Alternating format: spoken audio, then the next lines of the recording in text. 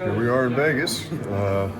Excited about the season, and our coach did a great job as always, representing the program and talking about where things are headed for us. So, really looking forward to a great year and open up the questions. Josh, obviously, there's a lot of chatter and talk about Illinois football right now. Obviously, you're backing up in the field. What's the value of that for a program and athletic department? It's huge, obviously, to be in a conversation that we haven't been in for a long time now. I think speaks volumes about the progress that we've made and about all the work that has gone into moving us to this point. And it's humbling. It gives you a moment to reflect. We had a dinner last night. I told the group we were with it was different than any dinner I'd ever been a part of. We had donors, we had players, we had coaches, we had alumni, we had different people who had been connected to our program in a lot of different ways, and to get where we are now has just required such intense effort from so many different stakeholders, and I think that's ultimately one of the most, I think, rewarding parts of what we've been able to do thus far. What are the conversations like about just further investment in the program, and specifically with people? I count 17 people that are beyond the 10 assistants, 8 of which are in their first year this year. Just the conversations you've had about adding more people to the Smith Center and what value that brings to the program. Well, he and I are in constant conversation about how to improve the program, how to continue to move the needle forward. It's just an ongoing discussion that we have, and so there's no sort of set time when we sit down and say, okay, we're going to talk about this or that. But we're always trying to monitor what's happening around us, think about new needs within the program. Obviously, things have changed a lot here just in the last month around what college football is going to look like going forward, and so we want to make sure that we're staffed appropriately, that we have the human capital pointed in the right direction to allocate and make sure we're capitalizing on the opportunities that are in front of us. So there's no moment, there's no exact science to it, but it's just continuing to look at all facets of our football program and making sure that we're investing appropriately to move the needle forward. At this event, is there an opportunity to meet with and talk with the other 17 athletic directors from the conference, and what are those conversations like? Sure. One thing about being part of the Big Ten is we're together a lot as a group of athletic directors. We have actually weekly calls at this point. We're together in person probably 6 or 8 times a year. We do have a couple new faces in the group, people that we've met now digitally but not in person, and so this week will be the first chance we've had to be around them in the flesh for the first time. But we have a lot to talk about. Obviously, we've been undertaking a pretty intense project here over the last year, and even though July 1st is now behind us, we still have a lot of work to do, and as Tony talked about in his remarks, our time frame got condensed from when the settlement was approved until when the effective date came, and so it's very much an ongoing work, and there's a lot of discussion that still needs to happen around where things are headed. It's only been 3 weeks or so of the House settlement. What are you seeing right now? What are you guys experiencing right now as it becomes a reality? Yeah, it's I think been relatively smooth for us at the beginning. We've been able to get a lot of our athletes under contract. We've started those payments now. I think July 15th was our first pay date, if you will, and so we had a lot of money that moved out into the pockets of our athletes. It was a kind of a seminal moment, and had the chance to sit down and sign revenue share agreements and think about what this kind of moment is in the history of college athletics, and certainly at the University of Illinois. And so I think these first few weeks have been pretty smooth. We've had a lot of conversations with our student athletes. We've had a lot of conversations with the representatives. We've talked internally with our staff, just trying to get everybody kind of coalesced around where we're headed and armed with needed information about how things will work. And then, as we've shown, I think we're going to continue to evolve and change and adapt. We know that what we're doing right now is probably going to be very different than what we're doing even 6 months from now. And so we'll be prepared to be flexible as needed. There've already been challenges to the CSC just in terms of the role of the directors. I don't know, that's probably not unexpected, but just where do you sort of see that standing out, and like, how did that change at all? I mean, sort of from the base agreement that everyone did agree to? I talked about this a little bit during the media roundtable a couple weeks ago. I think the system will be tested. I think that's to be expected. And I don't think the fact that it's tested suggests that there's a problem with it. I think it'll continue to grow and evolve. We'll refine it, we'll polish it. Some of those changes will come through internal conversation. Some of those changes may come from outside pressures or outside influence. But we shouldn't expect it to be perfect when we come out of the box. We should just expect it to be a really nice starting point, and then we'll continue to adapt and modify it in the months and years ahead. And again, that guidance on how to modify it will come from a lot of different directions. And I think that's just part of the process that we should expect as we implement something that's so comprehensive and so broad and so different than anything we've done before. It's no secret you guys are going to have to generate more revenue. I mean, you have a $20 million expenditure that will continue to grow each and every year. How do you do that? What do you leverage at the University of Illinois to ensure that you can grow it that way? And what role may private equity play, whether it's at the league level or at the individual level? Every athletic program in the country at this point is looking very critically at their operation and trying to identify new and different ways that they can generate revenue. And Illinois is no different than that, trying to evaluate our operation and see where there might be some underutilized assets, where there might be some new opportunities created through technology, through some of the new rights that we're acquiring from our student athletes as part of the revenue share process. And it'll be an ongoing process. We're probably going to try some things. Some of them hopefully will work. If some things don't, then we'll be prepared to pivot away from them. And I do think that evaluating opportunities for outside capital, whether it's at the institutional level, the conference level, again, everybody's having those conversations. I don't know if any of them will ultimately come to fruition and come across the finish line.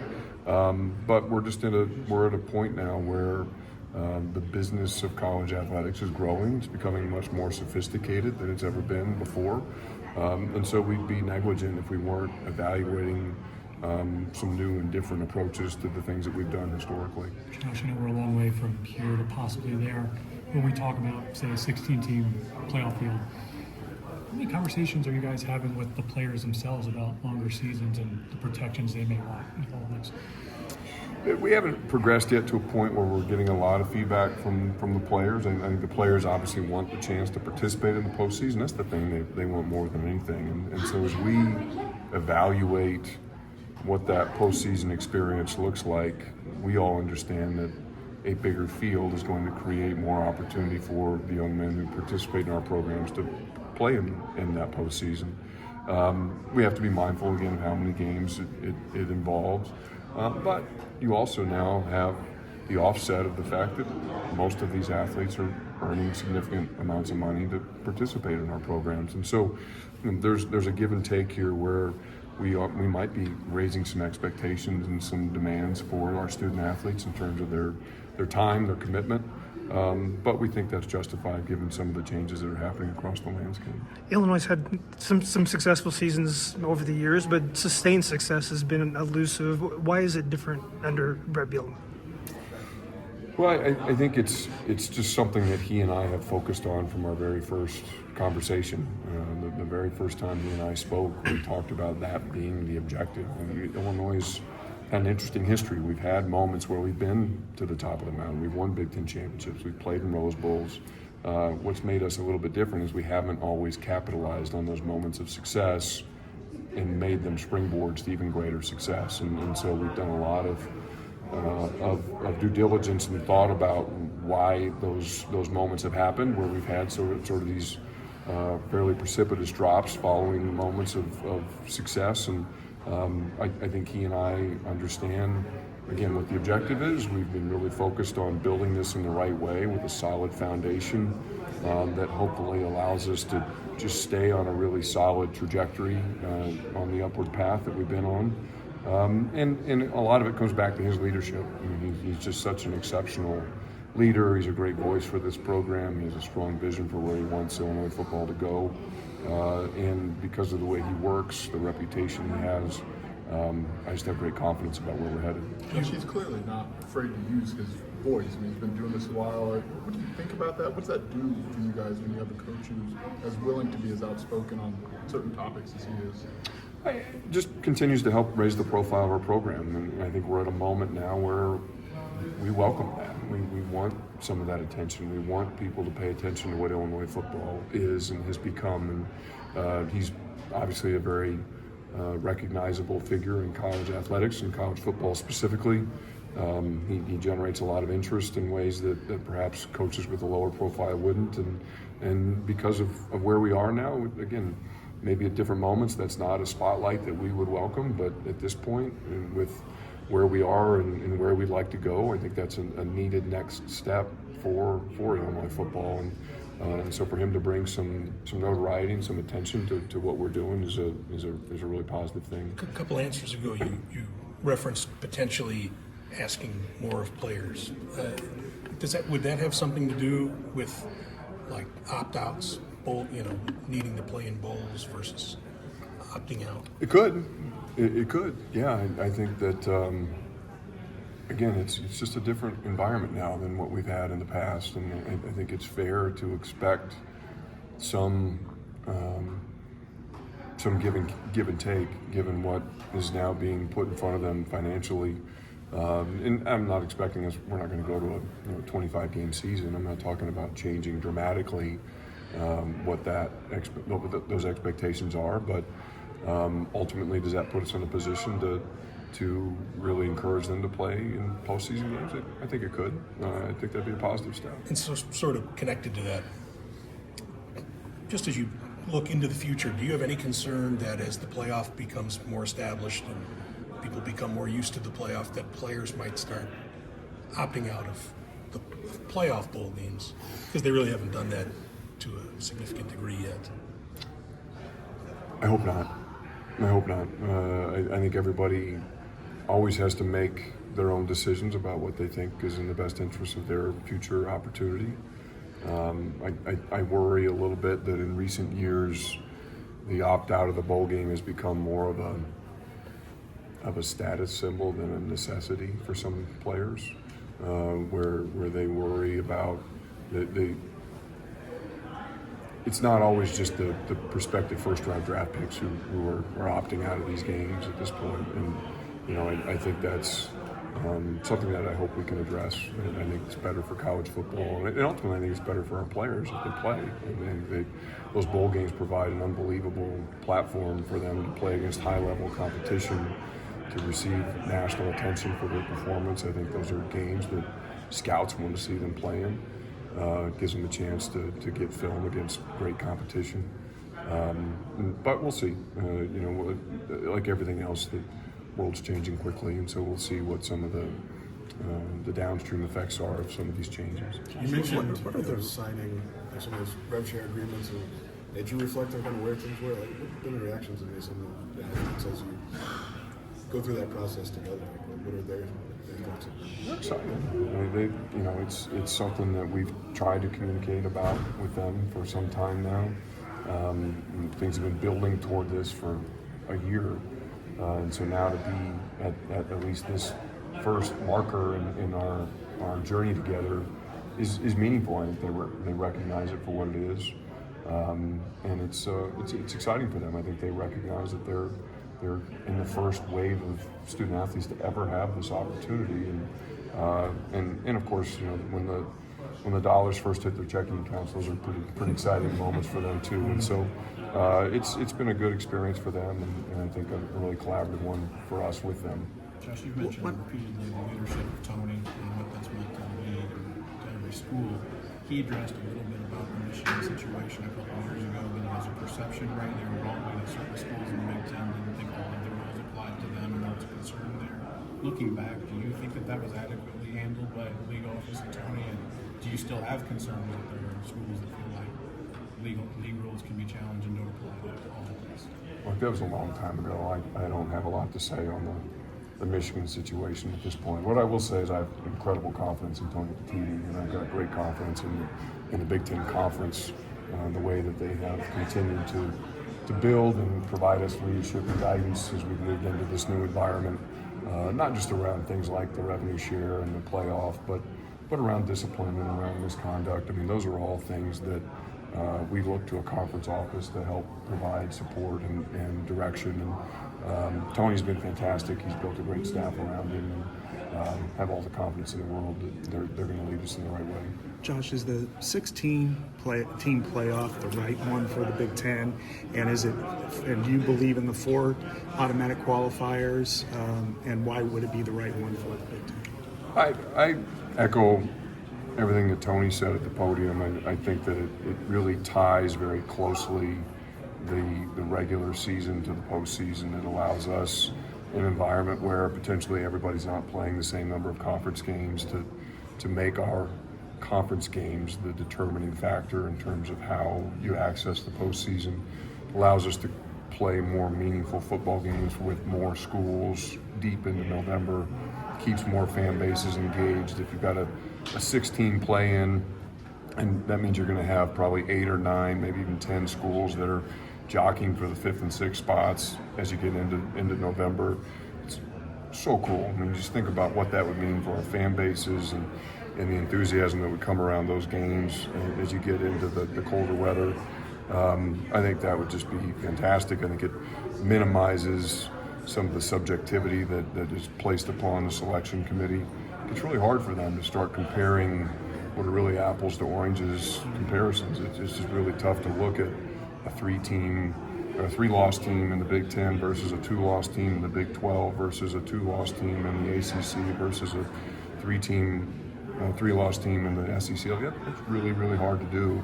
And so we believe in trying to prove it on the field, let the conferences determine for themselves, create a lot of excitement around the end of our regular season, and then we think it creates just a great postseason experience. Josh, you mentioned your Big Ten meetings with ADs.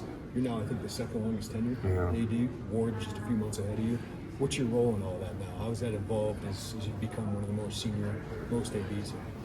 Yeah, it's interesting to reflect back and think about when I came to this as the youngest AD, not only in the Big Ten but in the country, and to see some of the people in the room like Gene Smith and Gary Barta and Sandy Barber, Barry Alvarez. I mean, these were just iconic figures, people who have left huge legacies not only at their individual institutions but on college athletics.